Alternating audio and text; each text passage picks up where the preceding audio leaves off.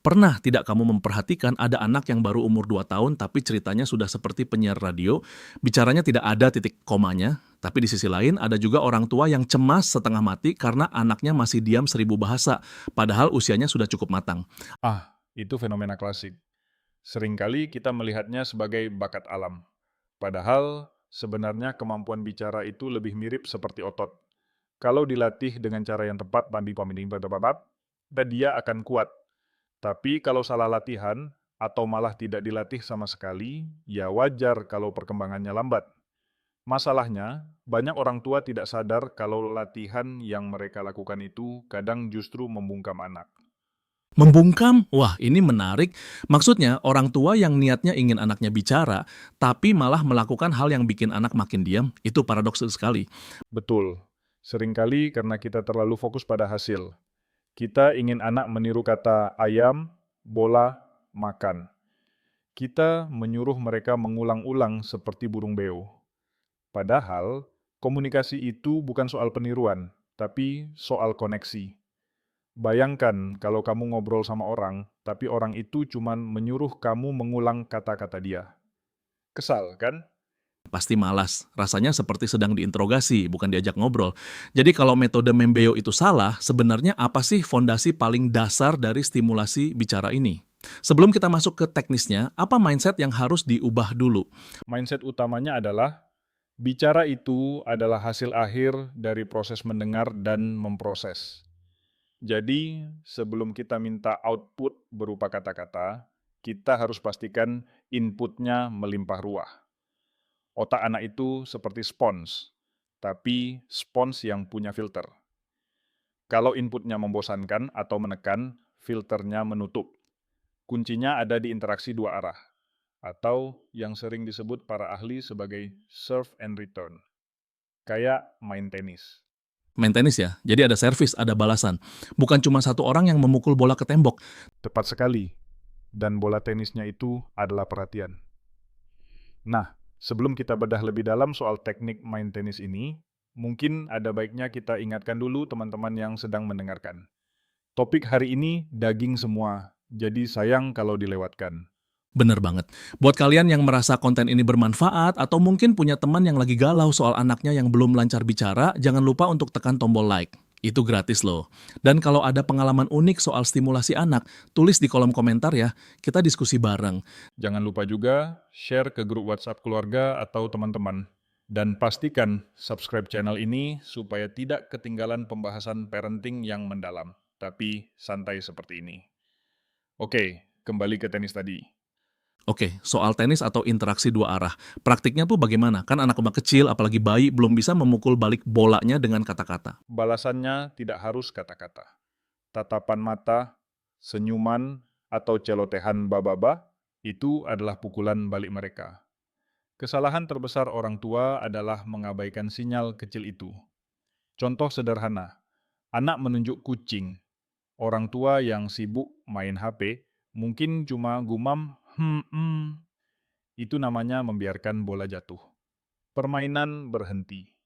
Wah, itu sering terjadi tanpa sadar ya. Harusnya bagaimana?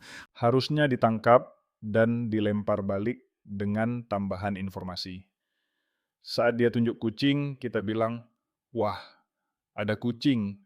Kucingnya warna oranye ya. Suaranya meong-meong.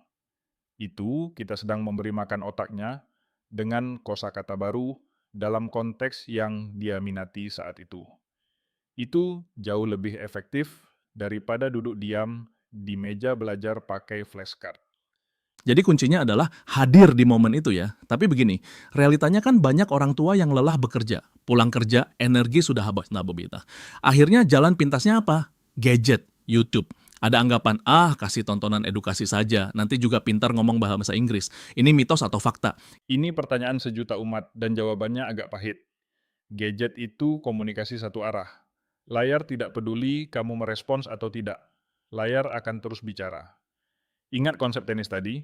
Gadget itu seperti mesin pelontar bola yang menembak terus-menerus tanpa henti. Anak jadi pasif, dia hanya menerima, tidak terlatih untuk memproses dan merespons. Masuk akal. Jadi anak mungkin hafal abjad A sampai Z dari YouTube, tapi dia tidak bisa bilang, aku mau minum, karena dia tidak paham fungsi komunikasi. 100 buat kamu. Itu yang disebut scripting. Anak bisa mengulang dialog kartun favoritnya, tapi tidak bisa menjawab saat ditanya, siapa namamu? Karena dia belajar menghafal bunyi, bukan belajar berinteraksi. Bahasa itu alat sosial, bukan sekadar koleksi bunyi. Jadi, stimulasi terbaik adalah suara manusia asli yang merespon dia secara real time. Oke, kita sepakat gadget harus dikurangi. Sekarang, mari bicara soal teknik yang bisa dilakukan orang tua yang mungkin pendiam. Tidak semua orang tua itu cerewet kan? Ada tips untuk orang tua yang introvert supaya bisa menstimulasi anak tanpa merasa aneh bicara sendiri? Ada satu teknik yang sangat ampuh, namanya sportscasting atau menjadi komentator pertandingan. Bayangkan hidupmu itu pertandingan sepak bola, dan kamu komentatornya. Kamu narasikan apa saja yang sedang terjadi. Hahaha, jadi kayak, sekarang ibu sedang mengambil piring lalu menuangkan nasi. Begitu? Persis, terdengar konyol memang kalau dipikirkan, tapi bagi anak, itu emas. Ibu buka kulkas ya, wah, dingin, ada susu warna putih. Kamu sedang menghubungkan objek dengan kata, dan tindakan dengan deskripsi. Anak belajar, oh, benda dingin kota itu kubu namanya kulkas. Tanpa kamu harus menguji dia, ini apa, ini apa. Itu menarik sih. Jadi beban untuk mengajar hilang diganti dengan kebiasaan menceritakan. Rasanya lebih ringan ya buat orang tua. Sangat ringan. Dan ada satu lagi teknik yang sering dilupakan karena kita terlalu tidak sabaran. Teknik pause atau jeda. Jeda maksudnya diam. Iya, kadang kita bertanya ke anak, mau makan apa? Tapi belum 1 detik, kita sudah jawab sendiri, mau roti ya? Kita tidak memberi waktu otak mereka untuk memproses pertanyaan, mencari kosakata, dan menyusun jawaban. Ah, benar juga. Kita sering merasa awkward dengan keheningan atau sekadar buru-buru. Padahal, anak butuh waktu proses yang lebih lama dari orang dewasa. Coba deh, tanya sesuatu, lalu hitung dalam hati sampai 5 atau 10 detik. Tahan keinginan untuk membantu. Seringkali, di detik ke-7, mereka baru akan mengeluarkan suara. Momen menunggu itu adalah momen emas di mana sirkuit otak mereka sedang bekerja keras menyambungkan kabel-kabel saraf. Filosofis sekali ya. Ternyata menstimulasi bicara itu juga latihan kesabaran buat orang tuanya. Kita belajar untuk melambat demi mereka. Betul. Dan ini membawa kita ke level yang lebih dalam. Bicara itu adalah bentuk validasi eksistensi. Ketika anak bicara dan kita mendengarkan dengan sungguh-sungguh, pesan yang sampai ke hati mereka bukan cuma aku didengar, tapi aku berharga. Pendapatku penting. Itu membangun kepercayaan diri yang akan mereka bawa sampai dewasa. Wow, jadi bukan sekadar supaya bisa pamer ke tetangga kalau anakku sudah lancar ngomong ya. Ini soal membangun manusia yang percaya diri. Tepat. Banyak masalah psikologis di masa depan berakar dari perasaan tidak didengar di masa kecil. Jadi, stimulasi bicara bukan cuma soal logopedi atau terapi wicara. Ini soal bonding emosional.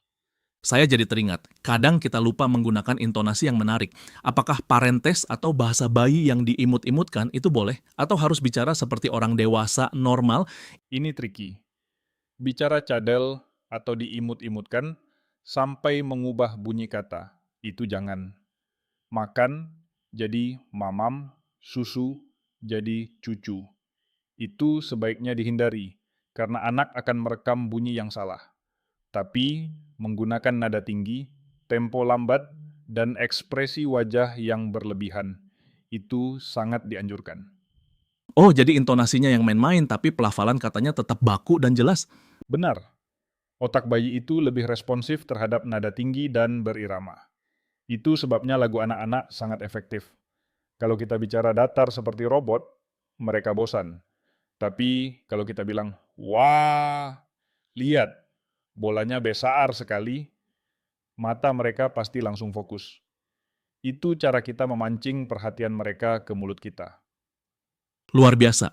Jadi kalau dirangkum, kita punya teknik sportscasting, narasi kegiatan, prinsip serve and return. maintenance, mengurangi gadget, memberi jeda waktu, dan menggunakan intonasi yang kaya, tapi pelafalan jelas. Dan jangan lupa membaca buku. Tapi bukan sekadar membacakan tulisan di buku ya. Bedanya apa? Kalau cuma baca teks, kadang bahasanya terlalu kaku. Yang bagus itu interactive reading. Kita bahas gambarnya. Lihat, beruangnya lagi sedih. Kenapa ya dia sedih? Oh, es krimnya jatuh. Ajak anak masuk ke dalam cerita, bukan cuma jadi pendengar pasif. Itu melatih logika, empati, dan kosakata sekaligus. Itu poin penting. Buku itu alat, bukan tujuan. Tujuannya tetap interaksi. Betul. Pada akhirnya, tidak ada mainan edukasi semahal apapun yang bisa mengalahkan suara dan kehadiran orang tua. Suara ibu dan ayah adalah musik terindah dan guru terbaik buat otak anak. Setuju sekali. Rasanya diskusi ini membuka mata kita bahwa menstimulasi bicara itu tidak perlu ribet, tidak perlu mahal, tapi butuh konsistensi dan hati. Dan butuh kewarasan orang tuanya juga.